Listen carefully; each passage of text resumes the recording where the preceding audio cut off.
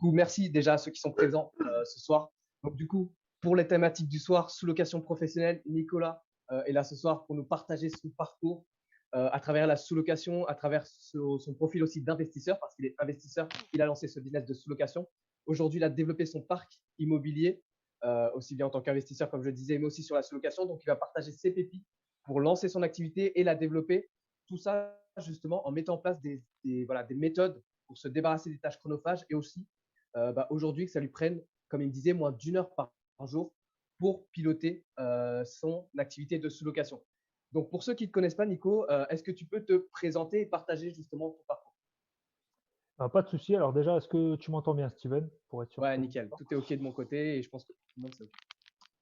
Donc je suis Nicolas, j'ai 32 ans, j'habite près de la frontière suisse, côté français, et j'ai un ensemble d'appartements en location courte durée qui sont à 2 heures de chez moi, en Bourgogne-Franche-Comté plus précisément, dans plusieurs petites villes.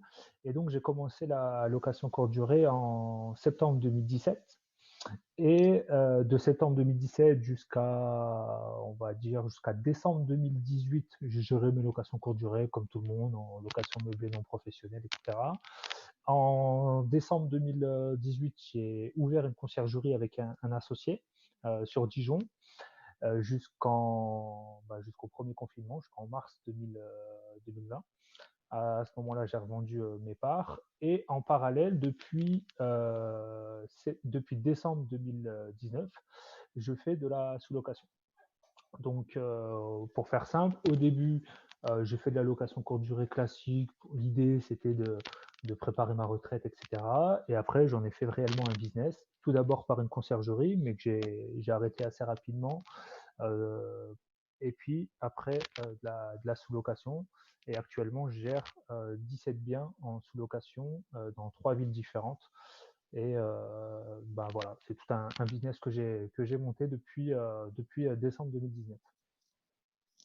OK, Et super. en Merci parallèle, déjà pour et toi. puis ce Vas-y. qui est important surtout, c'est qu'en parallèle, j'ai toujours mon activité professionnelle. Donc moi, je suis fonctionnaire. Je travaille dans l'éducation nationale en parallèle. Je reviendrai par la suite si Steven, tu veux en savoir un peu plus, mais j'expliquerai comment j'arrive à jongler entre mon activité professionnelle et le business que je suis en train de développer et surtout pourquoi actuellement je maintiens ces deux activités en parallèle. OK, bah, justement, est-ce que tu peux développer ce parcours que tu as eu? Parce que là, on voit que, comme tu l'as dit, hein, tu es encore salarié de ton activité, tu développes ton parc immobilier. Comment ça s'est enchaîné, le fait que tu aies investi? Qu'est-ce qui t'a poussé à te lancer par la suite dans la sous-location? Alors en fait, donc comme je le disais, j'ai commencé en septembre 2017 à faire de la location courte durée et juste à peu près octobre 2019, j'ai acheté 5 biens. Alors dans le cadre soit de SCI, soit en location meublée non professionnelle. Et au bout d'un moment, je suis arrivé à que tout investisseur subit au bout d'un moment, les banques ils m'ont dit stop, monsieur, on ne peut plus vous suivre. Il y a trop de risques sur une seule tête. En 1 an et demi, vous avez beaucoup plus investis que certains dans toute leur vie. Donc on peut plus vous suivre. Ok. Moi, il y avait deux possibilités à ce moment-là. Soit je me suis dit, soit je peux me dire, c'est bon, j'arrête et puis j'attends quelques temps et puis on réinvestit plus tard, ou soit je continue de faire la location courte durée d'une autre manière. Et cette autre manière, c'était la sous-location. Et donc, j'ai vraiment développé ça à fond. Je pensais pas qu'en 1 an, j'arriverais à avoir autant de biens. Donc là, 17 biens. Donc, je suis passé en gros de 5 biens que je gérais tout seul à 17 biens que je gère en équipe dans le cadre de mes sous-locations. Et un de mes leitmotivs actuellement, c'est donc de continuer mon activité professionnelle à côté. Comme je vous disais, je suis fonctionnaire. Alors pourquoi je garde mon activité à côté? C'est qu'il ne faut pas se leurrer, hein. Ça permet d'une part de garder toujours des leviers bancaires, hein, parce que quand on se présente en tant que fonctionnaire, même si là actuellement ils m'ont dit stop, pour l'instant on ne peut plus vous prêter, je sais que si je reviens dans 6, 7, 8 mois, ils vont me réouvrir les vannes. Et notamment là, justement, je suis en train d'acheter ma résidence principale avec ma conjointe. Le fait que je sois fonctionnaire, etc., ça me permet de continuer à ma petite aventure d'investisseur.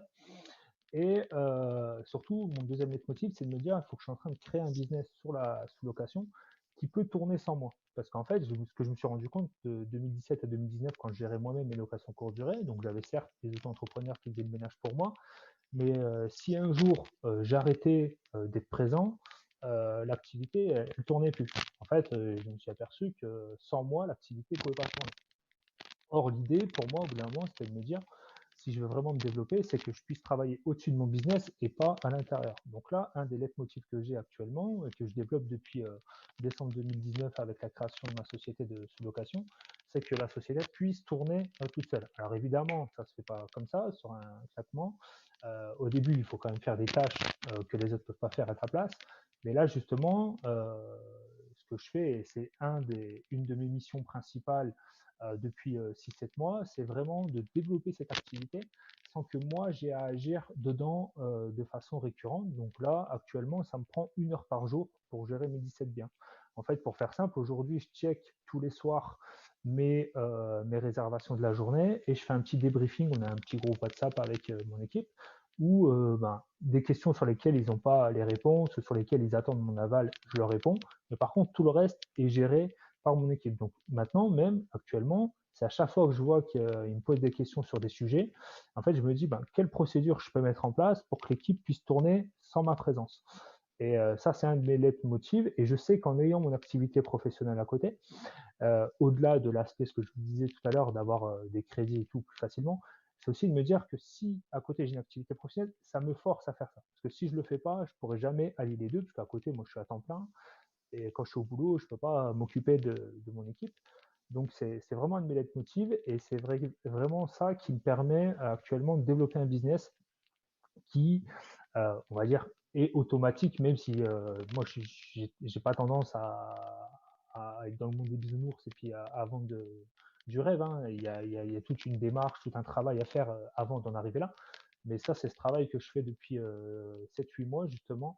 C'est vraiment de permettre à ce que mon business puisse fonctionner quasiment en autonomie et que j'ai juste à contrôler.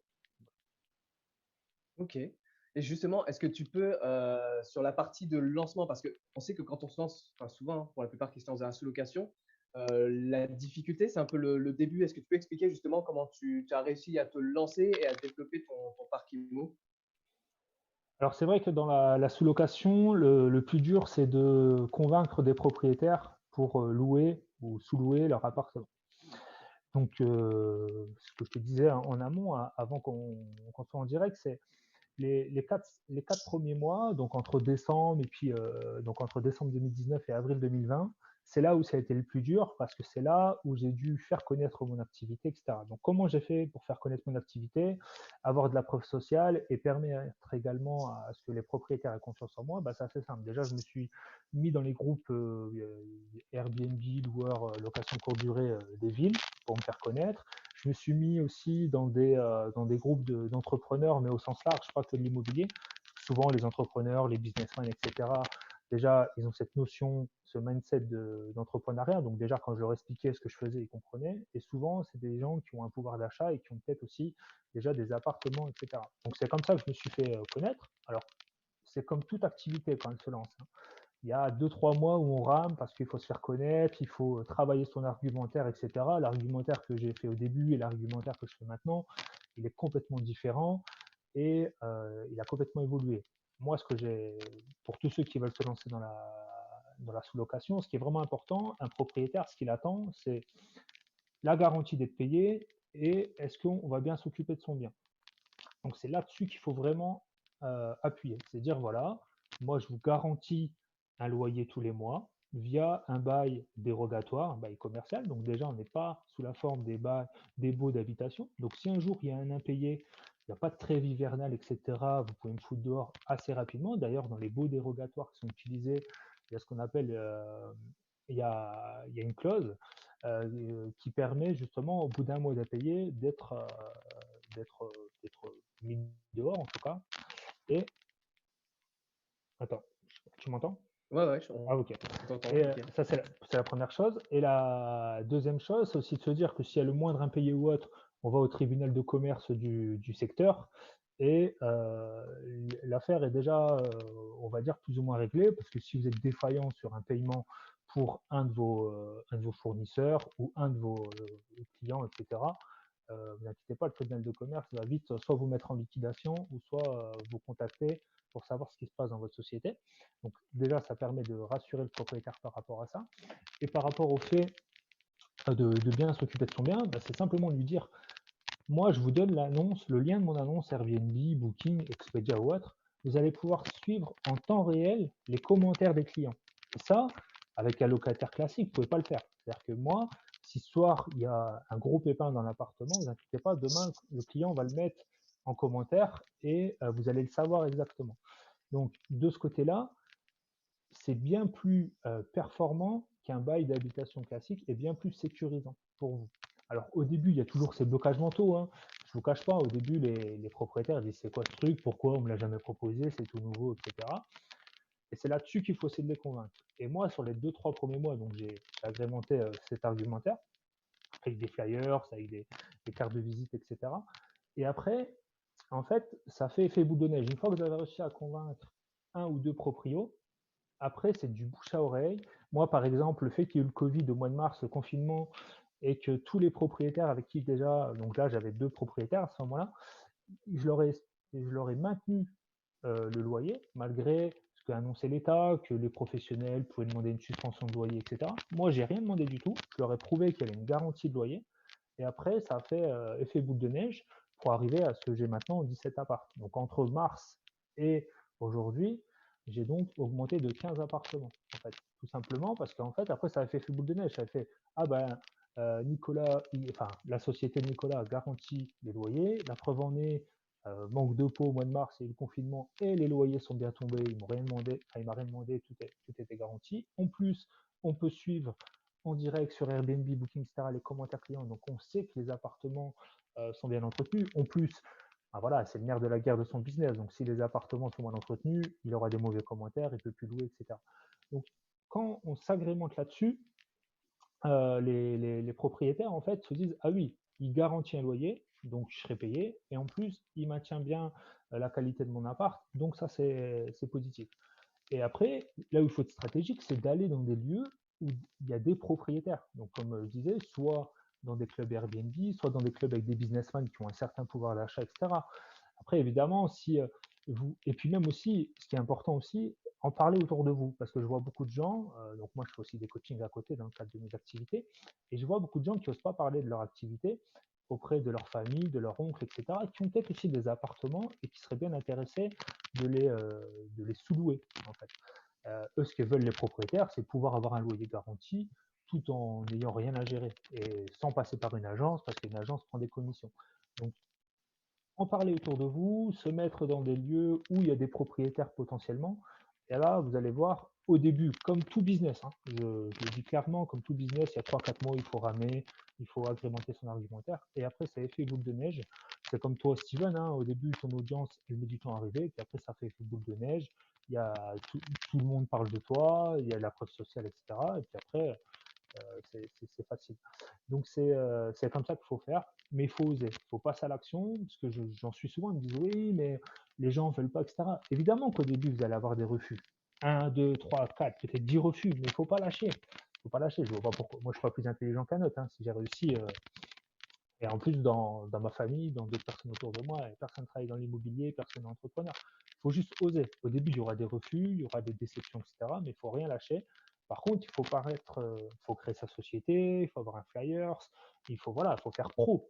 Mais une fois qu'on est pro, il n'y a pas de souci. Au bout d'un moment, ça va se décanter, les portes vont s'ouvrir, et puis après, c'est parti, quoi.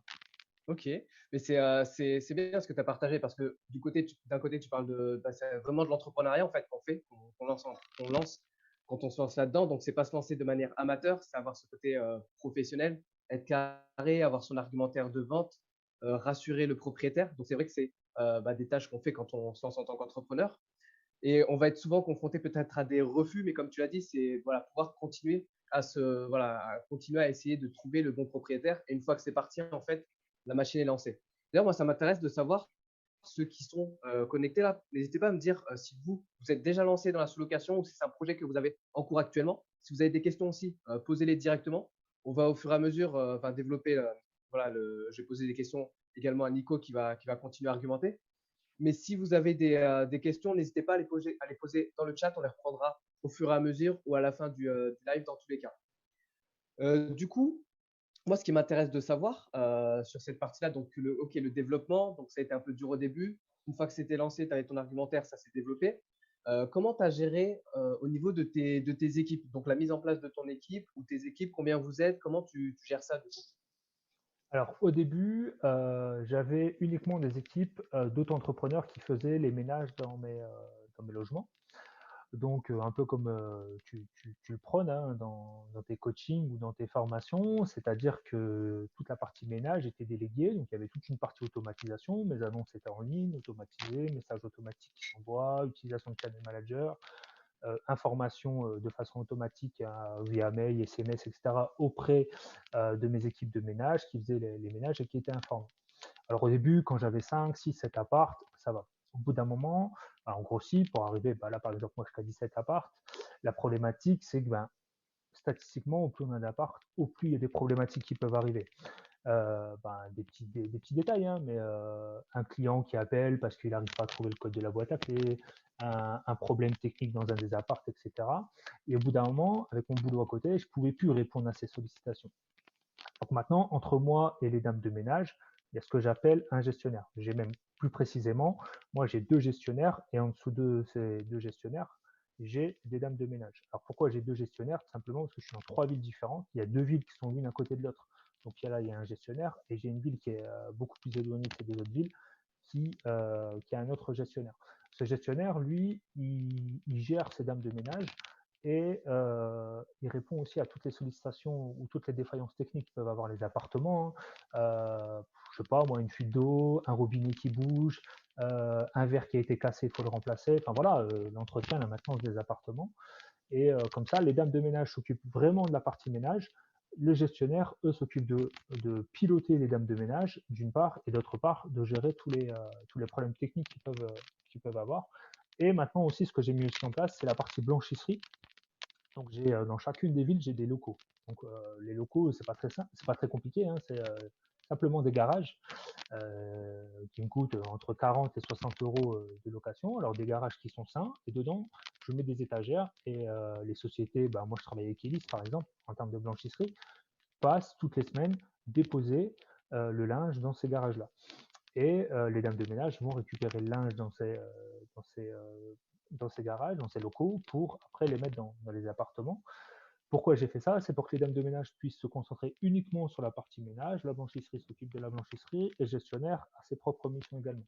Parce que moi, ce que j'ai appris, là, c'est de me dire, au début, peut-être pas, ça vaut pas le coup. Mais au bout d'un moment, voilà, le ménage, c'est un métier, la blanchisserie, c'est un autre métier.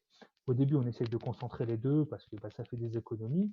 Mais au bout d'un moment, je m'aperçois, voilà, la dame de ménage, si on veut qu'elle soit efficace, il faut qu'elle ait qu'une seule tâche, qu'elle concentre que sur le ménage. Si en plus on lui demande de faire la gestion technique des apparts, vérifier que tout fonctionne bien, la télécommande, les piles, les ampoules, et en plus faire le linge, la blanchisserie, c'est sûr et certain qu'au bout d'un moment, il y a un truc qui va être mal fait. Tout simplement parce que la dame de ménage, elle est humaine. Elle ne peut pas gérer X appartements et faire du multitâche. Donc, au bout d'un moment, il faut spécialiser chacune de ces tâches et c'est ce que j'ai fait. Donc moi, j'ai vraiment, là, je sous-traite à une société la partie blanchisserie. J'ai mes dames de ménage qui s'occupent des ménages et au-dessus, j'ai 2 gestionnaires qui pilotent tout ça. Et moi, donc, je suis en lien permanent avec mes 2 gestionnaires et il me faut remonter simplement les gros problèmes ou les améliorations, les petites améliorations à mettre en place. Et eux, après, ils gèrent la partie terrain avec leurs dames de ménage. Ok, d'accord. Donc ouais, tu as mis un vrai écosystème qui permet d'avoir cette liberté. Et c'est intéressant de voir justement sur le mode de fonctionnement, parce que j'ai vu une question passer. Je vais la prendre de suite du coup, qui te demandait quels sont les logiciels que tu utilises aujourd'hui pour gérer les facturations et les autres services. Alors, déjà, moi, tout ce qui est logiciel, par exemple Channel Manager, etc., moi j'utilise Superhot et Bet24, ce sont des 2 logiciels que j'utilise en permanence. Après, sur la partie facturation, je sais pas trop. Moi, je vends pas d'Upsell dans mes appartements. Pourquoi? Parce que moi, je fais que du meublé de tourisme sans activité para-hôtelière pour ne pas être assujetti à la TVA. Moi, ma société, elle n'est pas assujettie à la TVA, donc je ne fais aucune action qui m'amène à vendre de l'activité para-hôtelière. Donc, j'ai pas, en termes de facturation, on va dire, de mes clients voyageurs, à part l'automatisation qui est mise en place via Base24 et Superhot des factures des séjours, j'ai rien d'autre en plus à faire.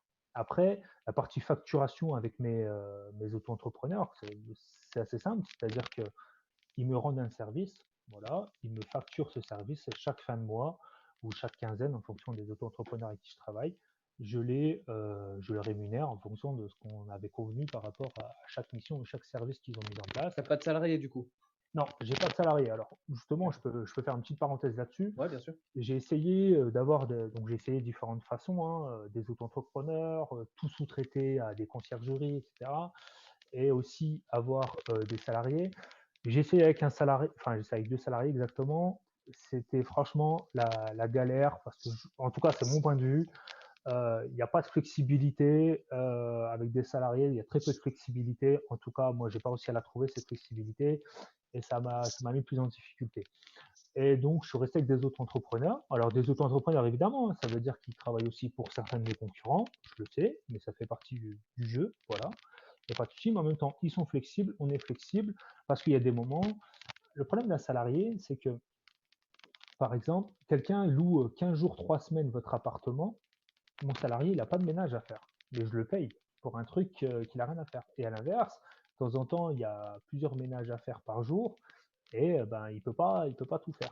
Donc, j'ai pas trouvé cette flexibilité-là, alors qu'avec des auto-entrepreneurs, je l'ai, avec le risque et péril qu'évidemment, à un moment donné, ils peuvent me lâcher parce que ben, ils ont d'autres clients, etc. Je sais qu'ils travaillent aussi pour d'autres concurrents, ça veut dire aussi qu'ils peuvent, on va dire, véhiculer un peu mes process à d'autres concurrents, ça fait partie du jeu, mais c'est entre le bénéfice-risque, c'est là où je trouve mon plus mon compte. J'essaie de sous-traiter tout à des conciergeries, etc. Mais après, c'est peut-être mon côté à moi. Je dis pas que ce que je fais, c'est optimal. Je dis juste que c'est la manière par rapport à ma personnalité, par rapport à comment je vois les choses, qui me convient le mieux. Peut-être que certains d'entre vous, vous allez me dire, moi, je préfère tout déléguer à une conciergerie, avoir des salariés, etc. Il n'y a pas de souci. Il faut juste se dire, est-ce que ce que je fais dans ma société correspond à mes valeurs, à la manière dont je vois les choses? Et comment est-ce que j'arrive à dormir sur mes 2 oreilles tous les soirs? Est-ce que je me sens bien? Et là, moi, c'est la manière dont je me sens bien, c'est travailler avec des auto-entrepreneurs, une certaine flexibilité. Et j'ai pas délégué tout à une conciergerie, j'ai essayé une fois, mais comme je suis un peu je faisais tout, enfin, comme moi, j'accompagne des conciergeries dans le cadre des coachings, etc., que je fais à côté, et je sais comment fonctionnent certaines conciergeries, et je sais comment fonctionne bien une conciergerie. Et quand ça fonctionne pas comme je veux, ça me met en difficulté en me disant, mais moi, j'aurais pas fait comme ça, etc. Donc c'est pour ça que pour éviter de créer des conflits inutiles avec une conciergerie, je passe pas par des conciergeries. Mais certains d'entre vous, peut-être, ça va être la situation optimale. Juste avoir en tête de se dire pourquoi je crée ce business, à quoi ça sert, est-ce que c'est pour me libérer du temps, est-ce que c'est pour me créer un nouveau job, etc. Et en fonction de ça, de structurer sa société par rapport à ça. Moi, mon objectif, quand j'ai fait le pourquoi j'ai créé cette société, donc j'ai investi dans la location courte durée, dans l'immobilier, etc., c'est pour un jour ou l'autre quitter la fonction publique, mon boulot, et avoir du temps libre pour, là par exemple ici, moi je suis là par exemple, je suis à l'autre bout de la France, dans l'ouest de la France, je suis pas chez moi, enfin, c'est d'avoir une liberté géographique et une liberté de temps. Et c'est pour ça que je structure ma société par rapport à ça. Après, si d'autres, ils veulent être leur propre patron, leur créer leur propre job, travailler au sein de leur société, ils le peuvent. Mais dans ces cas-là, il faut toujours quand même avoir en tête pourquoi j'ai créé cette société et pourquoi je structure ma société de cette manière-là. Voilà. Moi, c'est pour ça, par exemple, qu'actuellement, j'ai toujours une activité professionnelle à côté. C'est pour ça que pour l'instant, je ne suis toujours pas salarié de ma société ou je ne ressors pas d'argent de ma société parce que c'est pas la manière dont je vois les choses moi actuellement. Mais c'est vraiment important pour chacun d'entre vous lorsque vous créez une société, n'importe quel business, hein, là on parle de sous-location, mais ça peut être autre chose, c'est pourquoi je fais ça. Et une fois que vous savez votre pourquoi, c'est plus vous avez votre objectif et après vous tracez votre route par rapport à cet objectif. Mais si vous ne savez pas pourquoi vous le faites, au bout d'un moment, quand vous allez avoir des difficultés, vous allez être découragé. Donc là, je parle plutôt de l'entrepreneuriat que de la sous-location proprement parler, mais attention quand même. Lancez-vous pas là-dedans sans savoir le pourquoi vous le faites, parce que quand il y aura des difficultés, parce que c'est pas, je le répète, hein, c'est pas le monde des bisounours, ça nous il y a des difficultés, il faut gérer des trucs, etc. Si vous savez pas pourquoi vous le faites, vous allez vite abandonner. Donc, avant de vous lancer, réfléchissez à pourquoi vous le faites, et une fois que vous savez pourquoi vous le faites, vous y allez. Mm. Et tu as souligné une chose importante, c'est le fait de définir son rôle et identifier les tâches justement qu'on va vouloir déléguer, automatiser, pour avoir aussi son rôle pour le pilotage de son entreprise en fait. Et ça, c'est deux notions vraiment à pouvoir maîtriser, le fait de déléguer, savoir identifier ses tâches et définir son rôle, pour justement avoir la meilleure impact au sein de sa société pour pouvoir la développer par la suite. Et ça, tu l'as souligné et c'était intéressant que tu le soulignes. Et justement, par rapport à l'idée de développement, aujourd'hui, est-ce que tu pourrais en vivre en termes de, est-ce qu'on peut parler un peu de revenus, de ce que tu génères? Est-ce que tu pourrais en vivre ou est-ce qu'il faut vraiment beaucoup de biens pour vivre de cette activité? Alors là, actuellement, moi, par rapport à la manière dont j'ai organisé ma société, avec beaucoup quand même de délégation, je pourrais me sortir un salaire à mi-temps actuellement, là. Donc d'ailleurs, un de mes objectifs, c'était en septembre 2021, de me mettre à mi-temps dans la fonction publique. Le Covid étant passé par là, je ne vous cache pas qu'il y a une partie quand même de ma trésorerie de ma société qui a comblé certains trous. Mais bon, l'idée, c'était que la société puisse continuer à vivre correctement, etc. Mais là, je pourrais me sortir actuellement à un mi-temps. Mais en fait, je me dis, si je voudrais me sortir un temps plein à l'heure actuelle, parce que imaginons mon boulot actuel me conviendrait plus, etc., je pourrais. Il suffirait juste que j'ai plus mes deux gestionnaires, que ce soit moi qui devienne gestionnaire principal, j'ai mes dames de ménage en dessous, c'est moi qui les pilote tous les jours, je me crée un nouveau job, mais je peux me sortir un salaire là, même plus que ce que je gagne actuellement. Ça, il n'y a pas de souci. Par contre, j'ai pris cette décision de mettre deux gestionnaires en dessous de moi pour gérer. Donc ça, c'est un coût, évidemment. Ce coût-là, ça m'empêche actuellement de me sortir un salaire à temps plein, mais uniquement à mi-temps si je voudrais. Mais c'est pour ça que je disais tout à l'heure, moi je le vis bien parce que c'est mon choix et c'est par rapport à mon pourquoi. Mais si, avec 17 biens actuellement, si par exemple c'est vous qui gérez tout sauf la partie ménage que vous déléguez à des autres entrepreneurs, vous vous sortez un salaire sans problème. Après, c'est toujours pareil. Quand on parle d'entrepreneuriat, c'est la question de comment on se rémunère. Est-ce qu'on sort un salaire, est-ce qu'on sort des dividendes, etc. Donc ça, c'est des autres questions. Mais 17 appartements, il n'y a pas de gestionnaire entre vous et les dames de ménage, vous en vivez. Mm. Ouais, donc c'est ça, c'est hyper intéressant parce que aujourd'hui, c'est vrai qu'on peut voir des gens qui arrivent à vivre de la sous-location avec peu de biens, mais au final, ce qu'on se rend compte, c'est que c'est potentiellement des gens qui vont eux-mêmes être au sein de leur business. En fait, ils se créent un second job. Donc, c'est pas vraiment quelque part de l'indépendance financière. Enfin, si ça l'est, dans le sens où on crée son activité, peut-être que ça plaît et du coup, c'est ça qui est gratifiant. Mais on n'a pas cette liberté que toi, tu as aujourd'hui, le fait justement d'être impliqué constamment dans le fait de pouvoir gérer ses propres biens, même si derrière on a une rémunération et on vit de cette activité. Donc toi, dans ta stratégie, c'est plutôt le côté, du coup, ce que tu dis, c'est peut-être la croissance, l'évolution, mais tu es prêt à moins gagner toi pour avoir cette sérénité d'esprit et cette liberté. C'est un peu ça l'idée? C'est exactement ça. Tu as bien résumé parce que moi, dans ma situation actuelle, j'ai un job à côté qui me fait vivre correctement et que j'adore encore. Voilà, donc je ne suis pas du tout dans. Enfin, ça correspond exactement à ce que tu viens de dire. Et c'est pour ça, je le répète, hein, c'est savoir simplement le pourquoi on fait ça. À partir du moment où on est en accord avec le pourquoi on le fait, tout va mieux. Mais si évidemment, là, je ferais ça pour me dire, bah non, mais Nico, c'est nul ce que tu fais, tu es en train de créer ça, mais t'en vis pas, etc. Si je ne saurais pas pourquoi je fais ça, évidemment, je pourrais dire, bah, ils ont raison, ces gens-là. C'est dommage de passer autant de temps pour juste avoir le plaisir d'avoir une société. Non, moi, je sais pourquoi je fais ça. Ça prend un peu plus de temps parce que mon pourquoi il était un peu plus exigeant que si je me crée un nouveau job. Mais c'est important pour chacun d'entre vous là, qui suivez cette conférence, c'est que vous sachiez pourquoi vous le faites. À partir du moment où vous savez pourquoi vous faites les choses, alors évidemment le pourquoi il pourra évoluer en fonction de vos expériences de vie, hein, mais à partir du moment où on sait pourquoi on fait les choses, il n'y a pas de souci. Tant que vous ne savez pas pourquoi vous le faites, au bout d'un moment, vous allez vous prendre un mur parce que vous allez vous dire putain, je suis en train de faire tout ça, je ne sais pas pourquoi, je suis en train de ramer dans la semoule et je suis en pleine difficulté et je vais tout abandonner parce que ça n'a plus de sens en fait ce que je suis en train de faire. Mm. Yes. Et du coup, j'aimerais revenir sur le fait, tu as parlé que tu avais une conciergerie avant. Tu as arrêté le fait de développer cette conciergerie. Qu'est-ce qui t'a fait justement de choisir? Pourquoi arrêter une conciergerie pour lancer de la sous-location et pourquoi pas faire l'inverse? C'est quoi tes points par rapport à ça?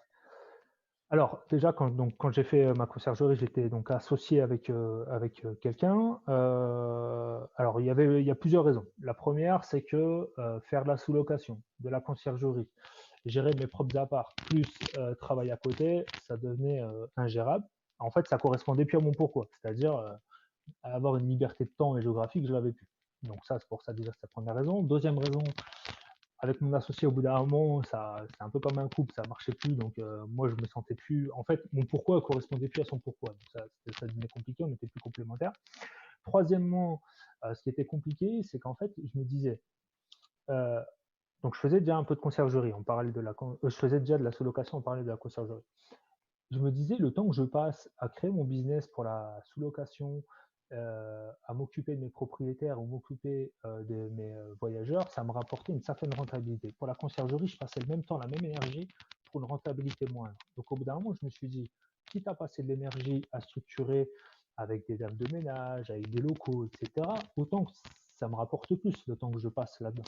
Et le temps investi pour faire de la conciergerie ou le temps investi pour faire de la sous-location, il est le même. La rentabilité est beaucoup plus élevée sur de la sous-location que sur de la conciergerie. Évidemment, il y a un ticket d'entrée, on va dire, ou une prise de risque à la base qui est un peu plus élevé en sous-location qu'en conciergerie. En sous-location, pourquoi? Parce que vous signez un bail avec un propriétaire, donc vous vous engagez, et parce que également, vous engagez des cautions, etc. au début. Sur la conciergerie, pas du tout. Vous pouvez même créer une société de conciergerie avec 1 € de capital, parce que de toute façon, tant qu'il n'y a pas de propriétaires qui viennent vous demander de vos services, ça ne vous coûte rien.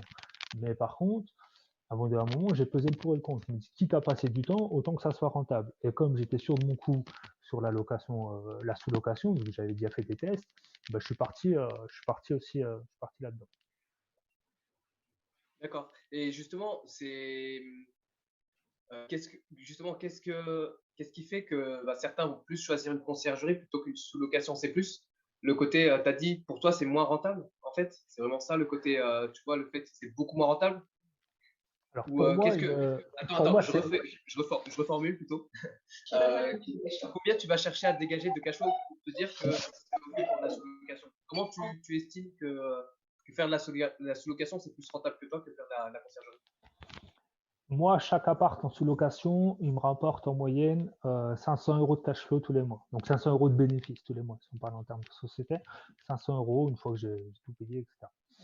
Enfin, oui, de bénéfices. Après, évidemment, je dois payer certaines personnes, mais de bénéfices.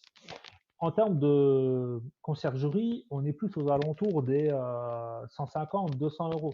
Voilà, donc, on fait presque un peu plus de x2, tu vois, en termes de marge. Donc, d'un côté, euh, tu prends zéro risque quand tu fais une conciergerie. Ok. Tant que tu n'as pas de client, ta conciergerie, elle n'a aucun frais. Tu vois, donc, mais en face, donc, tu as zéro frais d'entrée. En face, tu gagnes 200 €, on va dire, de cash flow. Alors, c'est une moyenne. Hein. Il y en a, ils vont me dire, je fais des villas, je gagne plus, ce qui est vrai aussi. 200. À la base, ou si je fais de la sous-location, alors je paye des cautions, etc. à l'entrée, je crée, je signe des baux, etc. Et alors, en face, je gagne 500. Mais, alors d'un côté, tu gagnes 200, d'un côté, tu gagnes 500, d'un côté, ta prise de risque est différente. Par contre, derrière, ta structuration de société, elle est la même. C'est-à-dire que il faut les dames de ménage. Ta dame de ménage, qu'elle fasse une sous-loc ou une conciergerie quand elle fait le ménage, elle ne sait même pas la différence. C'est la même chose. Quand tu as un problème à régler dans le cadre d'un de tes propriétaires que tu gères en conciergerie ou dans le cadre de tes sous-locations, tu gères une fuite d'eau pour un de tes propriétaires ou pour toi, c'est le même temps passé, c'est la même énergie passée. Euh, Quand tu crées tes annonces en ligne, c'est le même temps. La synchronisation sur les chat managers, c'est le même temps. Donc, en fait, au bout d'un moment, je me suis dit, quitte à passer du temps, autant que ça me rapporte plus, parce que cette prise de risque, je la mesure et je l'ai bien calculée. Voilà. Donc, une des grandes différences aussi, c'est aussi l'appétence au risque et aussi peut-être qu'il y a beaucoup de gens qui vont se dire bah, je commence par la conciergerie pour tester. Et puis en plus, j'ai pas envie d'opposer les deux parce que on peut aussi créer une société qui fait les deux, c'est-à-dire de la conciergerie et de la sous-location. J'en connais plein qui me disent, de toute façon, quitte à avoir, comme je te le dis, c'est la même structuration, quitte à avoir des dames de ménage, des gestionnaires, des locaux, etc., autant que ça soit pour faire bénéficier des propriétaires en termes de conciergerie, ou d'autres propriétaires en termes de sous-loc. Après, moi, je connais beaucoup plus de gens qui se lancent de la conciergerie parce que pour cette appétence au risque qui est différent par rapport à la sous-loc et parce qu'ils ont beaucoup plus de mal, c'est beaucoup plus difficile de trouver des propriétaires, comme je le disais tout à l'heure, qui acceptent de la sous-location plutôt que des propriétaires qui veulent déléguer la partie conciergerie justement à une société. La conciergerie, ça s'est bien démocratisé. Maintenant, beaucoup de gens cherchent des conciergeries pour gérer leur propre bien. Donc c'est ça. Après, j'ai pas envie de les opposer, j'ai juste envie de les différencier parce que bah voilà, on va essayer de mettre ça dans des cases pour essayer que ça soit plus compréhensible pour nous. Mais faut pas les opposer. On peut dans une même société faire les deux sans aucun problème. D'accord, ok. Et sur le type de bien que tu sélectionnes, est-ce que tu sélectionnes plutôt des biens en nu, en meublé? Comment tu gères à ce niveau-là?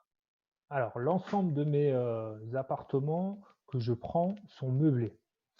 Parce que moi, ça permet à ma société de ne pas engager des frais d'ameublement ou enfin d'ameublement. Donc, je prends vraiment toujours des appartements meublés. Ça, c'est la première chose. Après, il y a toujours quand même un peu de déco, etc. à faire, mais pas grand-chose. Mais en tout cas, il y a toujours un peu de déco à faire. Mais toujours meublé, comme ça me permet de ne pas engranger des frais énormes. Pourquoi? Parce que donc dans les baux dérogatoires qu'on peut signer, ce sont des baux qui peuvent aller jusqu'à 3 ans dans la partie dérogatoire. Et souvent, c'est des baux d'un an renouvelables jusqu'à 3 ans. Imaginez, vous avez fait 5, 6, 7 000 euros d'ameublement. À la fin de l'année, votre propriétaire vous dit bah, moi, j'ai plus envie de sous-louer, de faire sous-louer mon appartement. Vous vous retrouvez avec des meubles. Alors, vous allez me dire oui, bah, je peux les emménager sur d'autres apparts, etc. Mais c'est des frais qui ont quand même été engagés. C'est-à-dire que vous allez sortir 5, 7 000 euros d'ameublement, plus de la caution. Il va falloir quelques mois avant que votre bien commence à devenir rentable. Donc déjà, je prends toujours du meublé.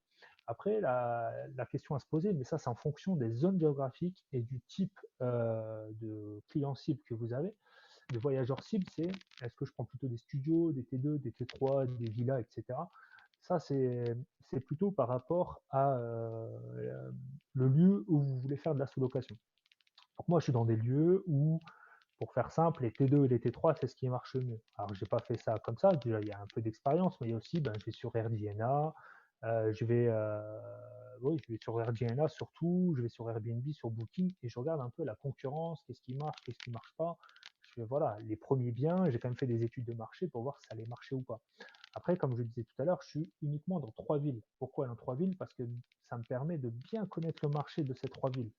Vaut mieux être très bon dans même une ville plutôt que d'être moyen dans 3, 4, 5 villes. D'ailleurs, c'est le même conseil pour la conciergerie. Vaut mieux être très bon dans une ville ou deux plutôt que d'aller dans 5, 6 villes et être moyen. Vaut mieux très bien connaître son marché, donc de savoir ce qui marche pas. Surtout que la location courte durée, c'est quelque chose qui évolue très vite. Et ce qui marchait, bah moi quand j'ai commencé en 2017 et ce qui marche aujourd'hui, ça a changé aussi. La clientèle, elle a pas la même exigence d'il y a quelques années à aujourd'hui. Maintenant, la clientèle cherche bien, enfin même pas bientôt, elle cherche une exigence hôtelière, elle cherche une prestation hôtelière. Donc les biens qu'on pouvait louer il y a quelques années, les biens qu'on peut louer aujourd'hui, a complètement changé. Donc c'est bien de maîtriser son marché en étant que sur quelques villes, voire même une ville, et très bien la connaître, qu'on fasse de la conciergerie ou de la sous-location, pour justement minimiser le risque et savoir ce qu'on fait. Parce que je connais aussi des conciergeries ou des sous-locations ou des sous-loueurs qui ont X dizaines de biens, et au bout d'un moment, ils se rendent compte qu'il y a certains biens qui ne sont pas du tout rentables, en fait. Ça ne se loue pas correctement, ben, tout simplement parce que la ville euh, n'amène pas à pouvoir louer ce type de biens. Donc moi, par exemple, je suis dans des villes où, au-delà du T3, c'est pas rentable d'avoir du T4, du T5 ou voire des maisons. Mais peut-être que dans une zone ville, si. Et c'est pour ça que c'est important de faire son. Et ça, c'est comme tout business, hein. C'est faire son étude de marché, savoir sur quoi on se lance. Encore, encore plus dans la location courte durée où c'est quelque chose qui évolue très très vite. Mm. Et justement, tu as souligné un point important, tu fais que de la sous-loc sur de la courte durée, du coup, pas sur de la colocation, par exemple. Ça, c'est pas quelque chose auquel tu as réfléchi? Alors, pour l'instant, je fais uniquement sur de la location courte durée. Par contre, effectivement, je réfléchis à la partie colocation. Je voudrais tester ça en fait sur un bien. Après, je te cache pas qu'actuellement, alors c'est peut-être un blocage mental, je sais pas, mais comme les facs sont fermés, et cetera, il y a beaucoup de choses qui sont fermées. J'ai pas osé, me lancer là-dedans. Bon, c'est peut-être aussi un blocage, hein, il faudrait que je mais en tout cas, ce qui est sûr, c'est que quand les universités vont réouvrir, je veux le tester parce que justement, ça peut être alors on perd en rentabilité, ça c'est sûr. Par contre, on gagne en tranquillité parce que, bah, le bien il est loué un peu plus à long terme. Donc je voudrais essayer ça, mais j'attends que les universités se réouvrent par rapport à ça. Ok, ok, ok. Ouais, bah, je trouve que tu as partagé pas mal de choses. Si vous avez des questions, encore une fois, n'hésitez pas. J'ai l'impression qu'on a fait un peu le tour parce que tu as partagé sur ton développement, ce que tu as mis en place, qui t'a un peu motivé à lancer cette activité. Tu as parlé aussi de la projection, l'idée à avoir, le fait d'être entrepreneur, le fait de faire en mode entrepreneur, se professionnaliser. Aussi le mode de fonctionnement aussi pour trouver des propriétaires. Donc, tu as partagé pas mal de choses par rapport à ça, aussi sur le mode de gestion, le fait de trouver des prestataires de services. Donc, toi, tu as parlé du fait de ne pas forcément avoir un salarié quelqu'un. Donc, toi, ce n'est pas forcément dans ton modèle. Il y en a qui le font. Toi, voilà, dans ta stratégie, ce n'est pas forcément ça. Tu as partagé aussi ouais, tout ce qu'on a vu sur le mode de développement. Et du coup, je trouve que c'est hyper complet ce que tu as partagé. Et du coup, donc, si vous avez des questions, n'hésitez pas à les poser. On va prendre quelques questions avant de finir cette interaction. Et là, justement, je vois une question de Nicolas. Comment as-tu fixé les tarifs avec les gestionnaires? Alors, mes gestionnaires, ils sont payés sur un pourcentage de mon chiffre d'affaires. C'est-à-dire que l'idée, c'est d'être dans du gagnant-gagnant. C'est-à-dire qu'au plus ils font un travail de qualité, au plus mes appartements vont être loués, au plus ils vont être également loués cher, et au plus donc ils vont gagner. Donc moi, mes gestionnaires, ils sont payés au pourcentage du chiffre d'affaires. Donc j'ai signé un contrat de collaboration entre eux et moi, et ils sont payés au pourcentage du chiffre d'affaires. Donc voilà. Après, le pourcentage du chiffre d'affaires, c'est à toi de le calculer par rapport à ta marge. C'est-à-dire se dire, voilà, globalement, bah voilà, hein, les apparts, ce sont des produits. Combien de marge je me fais sur chacun de ces produits et qu'est-ce que je suis prêt à perdre comme marge pour déléguer une partie de ces tâches à mes gestionnaires. Donc moi, mes gestionnaires sont payés au pourcentage et mes dames de ménage sont payées à la prestation. Donc en fonction de si c'est un studio, un T2, un T3, il y a un forfait ménage qui va de 15 jusqu'à 35 euros parce que j'ai aussi des appartements qui sont en spa. Donc en fonction de la difficulté du ménage, parce que moi voilà, ce que je considère, c'est par exemple pour mes spas, je ne vais pas dire que l'hygiène des studios que j'ai à côté sont moins importants, mais l'hygiène des spas, etc., c'est encore plus abouti. Il faut faire attention à la balnéo, etc. Donc, je paye plus cher, mesdames de ménage, pour ces prestations-là. Après, comment j'ai jugé aussi de combien ça valait ce qu'il fallait faire, c'est que moi, déjà la partie gestionnaire, c'est moi qui le faisais avant, donc je sais la tâche de travail, l'énergie qu'il faut faire, etc. Donc si à un moment donné on veut un travail de qualité, il ne faut pas non plus avoir en tout cas la manière dont je les paye, il faut pas, le pas cher coûte cher. Donc si vous ne payez pas cher vos gestionnaires, au bout d'un moment, ils ne vont rien gérer à votre place, et donc il ne faut pas non plus les aimer sur ça. Et sur la partie ménage, quand j'ai commencé en 2017, les premiers ménages, c'est moi qui les ai faits. Donc je sais la difficulté aussi.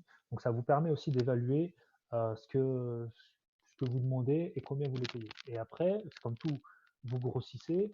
À votre gestionnaire, vos dames de ménage, vous leur donnez de plus en plus d'activités. Vous pouvez renégocier vos tarifs assez régulièrement en disant voilà, je vous amène un certain nombre d'activités, on peut réduire les coûts. Voilà. Mais c'est la manière dont je fonctionne, des frais fixes pour les ménages avec des forfaits et un pourcentage pour mes gestionnaires. Ok, super. Il y a une autre question qui a été posée. Comment justement tu es convaincant face à un propriétaire et est-ce qu'il faut avoir un site internet vitrine pour toi? Alors, moi, j'ai un site internet vitrine dans le sens, enfin, même pas vitrine, où dessus tu peux réserver mes appartements. Par contre, j'ai pas un site internet qui expose qu'est-ce que c'est que la sous-location et comment ça fonctionne. Euh, Comment je suis convaincant? En fait, c'est simplement de la preuve sociale. C'est pour ça que je disais qu'au début, c'était dur et maintenant, c'est beaucoup plus facile. Maintenant, avec 17 apparts, c'est facile de prouver par A plus B que ça fonctionne, leur montrer des baux d'autres propriétaires, leur montrer le channel manager, le nombre de résas, etc. Une fois que vous avez de la preuve sociale, c'est facile. Au début, il faut un peu ramer. Il faut en fait un jour tomber sur le bon propriétaire qui veut oser partir avec vous, alors que vous n'avez pas trop de preuves sociales. C'est-à-dire que vous n'avez jamais fait de sous-loc avant. Vous pouvez, bon, moi, par exemple, ce que j'ai fait, c'est que je vais montrer mes appartements que j'ai en location courte durée moi-même, non pas sur la partie sous-loc, mais sur la partie résultat pour lui confirmer et lui prouver que j'allais toujours tous les mois avoir la possibilité de le payer et que ce que je faisais depuis 2017, c'était du travail de qualité, que mes commentaires étaient positifs et donc que je gérais bien les biens. C'est ça que j'ai réussi à lui démontrer au début. Au début, c'est impossible de lui démontrer que la sous-loc, ça marche parce que vous n'en avez jamais fait, vous n'avez pas de preuve sociale. Donc, il faut essayer de s'appuyer sur des choses que vous avez et sur les choses qu'il veut entendre le propriétaire. Je le répète, ce qu'il veut entendre le propriétaire, c'est est-ce qu'il va être payé tous les mois et est-ce que vous allez bien vous occuper de son bien. Voilà. Et puis après, je vous le disais, hein, il va falloir, au fur et à mesure des argumentaires que vous allez faire, vous allez voir, il y a des choses qui fonctionnent, des choses qui ne fonctionnent pas, vous allez voir, il faut faire, il faut tenter. Il n'y a pas de bons ou de mauvais argumentaires, sauf si vous, la, est-ce que déjà vous êtes convaincu par ce que vous faites? Si déjà vous, vous êtes convaincu par ce que vous faites, vous allez voir, même si c'est inconscient, vous allez le véhiculer lorsque vous allez transmettre des infos à votre propriétaire. Si vous-même déjà, parce que ça je le vois aussi, vous ne comprenez pas comment fonctionne la sous-location, vous ne savez pas comment fonctionne une société, le bail que vous faites signer à votre propriétaire, vous ne le maîtrisez pas de A à Z, si le propriétaire s'aperçoit qu'il y a un petit doute, il va lâcher. Donc, c'est important de bien maîtriser le bail que vous allez faire signer, comment fonctionne une société, comment vous allez payer votre propriétaire, etc. Ça, faut vraiment. Mais il faut le faire, en fait. Il faut le faire. Vous allez vous planter. Ça fait partie du truc. Vous allez vous planter à certains moments, mais ça fait partie de l'apprentissage. Et moi, je me plante encore hein, dans plein de trucs. Hein. Mais il faut juste oser, il faut le faire. Voilà. Ok, top. Merci pour ce retour. Il y a Edson qui demande, est-ce que les baux sont faits par un avocat fiscaliste? Alors, les baux, pour être tout transparent, au début, donc moi j'ai fait la formation de Jean Baudin, où là j'ai récupéré le bail qu'il vend avec sa formation. Donc j'ai utilisé celui-ci sur ma première année. Et là, depuis 3 mois, j'ai retravaillé avec Dimitri Boujard, avocat immobilier, qui m'a refait un bail qui correspond un peu plus à mes attentes, c'est-à-dire qu'il peut se transformer en colocation si je le souhaite, un bail que je peux utiliser en colocation par la suite, et un bail surtout qui peut s'étendre au-delà des 3 ans des années dérogatoires. Donc au début, pour commencer, faites avec ce qui existe. Donc il y a même sur YouTube déjà des baux de sous-location, maintenant ça s'est développé, vous pouvez aller les récupérer là-dessus ou sur une formation. Vous le faites avec ça, ça marchera très bien. Et après, une fois que vous allez avoir plusieurs biens, vous allez pouvoir avoir déjà du cash pour vous permettre de vous payer un avocat et d'avoir réellement un bail qui correspond au millimètre près à ce que vous faites. Mais quand vous commencez, les baux dérogatoires maintenant sont bien développés, sont démocratisés. Vous allez les récupérer soit dans des formations payantes, soit même sur YouTube qui existent déjà, il n'y a pas de souci. Après, avoir le bail, pour moi, c'est pas le plus compliqué, honnêtement. Par contre, c'est comprendre ce qu'il y a dedans, l'expliquer au propriétaire et savoir l'utiliser correctement. Ce qui est là, autre chose. Mm. Ouais, tout à fait. Super, merci. Et juste pour revenir sur cette histoire de… Donc, tu as dit, donc au final, tu n'as même pas de site internet qui montre ce que tu fais. Donc au final, c'est toi qui es en prospection totale vers le client, en fait. C'est toi qui démarche en mode physique, mais tu n'as pas de site vitrine parce qu'aujourd'hui, il y a beaucoup de monde, quand ils veulent lancer une activité, ils se disent, voilà, il faut absolument un site internet. Toi, au final, tu as réussi à développer ça sans site internet vitrine. Effectivement, ouais, j'ai pas fait de site internet vitrine qui présente la sous-location. J'ai un site internet où tu peux Ouais. réserver mes apparts, hein, mais en fait, je me suis dit, je vais faire un site vitrine sur la sous-loc. Ok, qu'est-ce que ça va, qu'est-ce que ça va m'apporter de plus? Il n'y a aucun propriétaire qui tape sur Google, je veux sous-louer mon appart. Tu vois. C'est ça. Donc, je cherche une conciergerie. Ok, mais donc non, donc je vais pas trouver, je vais passer du temps à créer un site internet qui ne sert à rien. C'est une activité nouvelle, il faut les prospecter. Alors, tu vas compter sur le Bon Coin, tu vas pouvoir donc sur le Bon Coin voir des appartements, sur Airbnb, etc. Et après, il va falloir, ce qu'il faut faire, c'est appeler les gens, dire voilà, je veux visiter votre appartement. En fait, pour faire très simple en termes d'argumentaire, comment on fait? Il ne faut pas présenter la sous-location comme ça au téléphone à n'importe quel propriétaire, sinon au bout de 10 secondes, il raccroche. C'est-à-dire, voilà, bonjour, je suis président d'une société, je suis dirigeant d'une société. Pour l'ensemble de mes collaborateurs, je cherche des biens, par exemple dans telle ville, pour les louer lorsqu'ils viennent dans la ville. Et je voudrais donc, en tant que dirigeant, visiter votre appartement et voir si ça correspond à mes besoins. Là, il y a un propriétaire sur deux qui va vous dire non, mais souvent, il y a un sur deux qui va vous dire oui. Après, vous vous présentez dans l'appartement, vous visitez le bien. Une fois que vous êtes face au propriétaire, il ne peut pas en gros fuir. Donc là, vous pouvez lui présenter. Voilà, je vous présente. Donc moi, je fais de la sous-location professionnelle. Donc moi, l'idée, c'est de garantir votre bien. Je le loue et moi, après, je le mets sur Airbnb, sur Booking pour louer à mes collaborateurs et à des voyageurs qui viennent dans la ville. Là, vous allez encore aussi avoir du 1 sur 2 qui vous dit oui, qui vous dit non. Mais déjà, vous allez avoir un pourcentage beaucoup plus élevé que si vous dites ça au téléphone. Au téléphone, au bout de 10 secondes, vous appelez n'importe qui, même quelqu'un qui vous connaît, vous dites moi, ça ne m'intéresse pas ce que tu me racontes.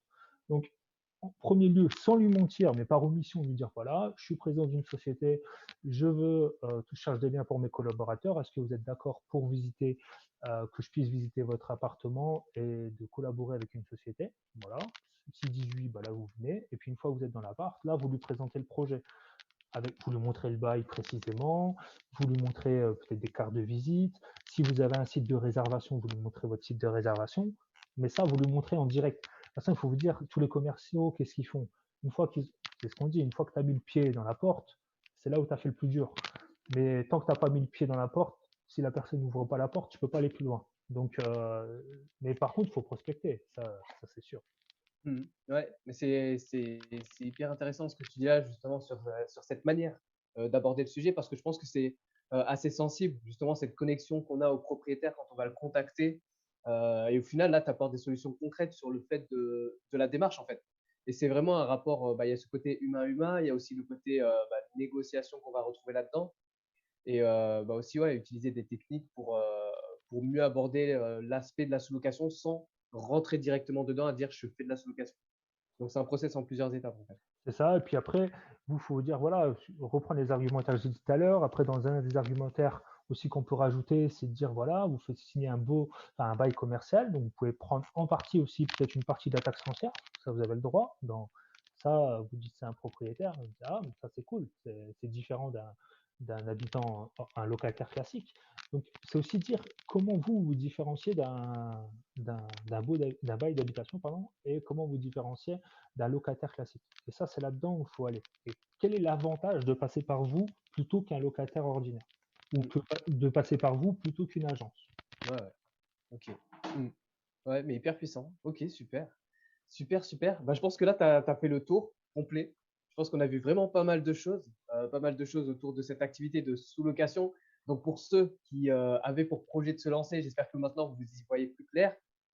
Pour ceux qui sont en cours de lancement, je pense que aussi, là, vous avez beaucoup de pépites justement pour développer votre activité, trouver des propriétaires qui vont vouloir laisser leur bien en sous-loc et vous-même développer votre activité pour générer un maximum de cash flow et pouvoir potentiellement vivre de cette activité. Je crois qu'on a fait le tour complet, comme je t'ai dit. Mais sur ce, est-ce que tu as un dernier mot à rajouter sur ce qu'on vient de voir? Juste ce que je vais rajouter déjà, c'est que moi, c'est mon expérience que je partage et je ne dis pas que tout ce que je dis, c'est la science infuse, mais en tout cas, ça vous donne pour chacun une trame. Et surtout, ce qui est important, et je le répète souvent, mais ce que tu répètes également, c'est passe à l'action. Faites, allez-y, allez-y, allez-y. Si vous ne faites pas, vous serez toujours en disant ouais, mais je ne sais pas si ça va marcher. Ça, faites, allez-y. De temps en temps, vous allez vous prendre des portes, de temps en temps, ça va marcher. C'est ça l'entrepreneuriat. Par contre, si vous n'avez pas cet état d'esprit entrepreneuriat, je vous déconseille d'aller dans la sous-loc. Si par contre, vous avez cet état d'esprit de dire c'est un business, c'est de l'entrepreneuriat, donc de temps en temps, ça va marcher, de temps en temps, ça ne va pas marcher, bah, allez-y. Et ça marche pour moi, ça marche pour d'autres. Donc voilà, il y a un marché à prendre, il y a un marché pour tout le monde, allez-y. Par contre, c'est pas une solution miracle. Il faut au début passer beaucoup d'énergie, d'efforts. Et après, comme tout business, au bout d'un moment, bah, ça va tourner presque, pas tout seul, mais presque tout seul, quoi. Mhm. Ok, super. Super. Encore une fois, merci pour ton retour d'expérience. Et je te souhaite bon courage pour la suite, quoi qu'il arrive. Et puis, on se retrouve très bientôt. Eh ben, merci à toi, Steven. Avec plaisir. Ciao tout le monde et à très vite pour une nouvelle série des Simopreneurs. Allez, ciao. Ciao, ciao.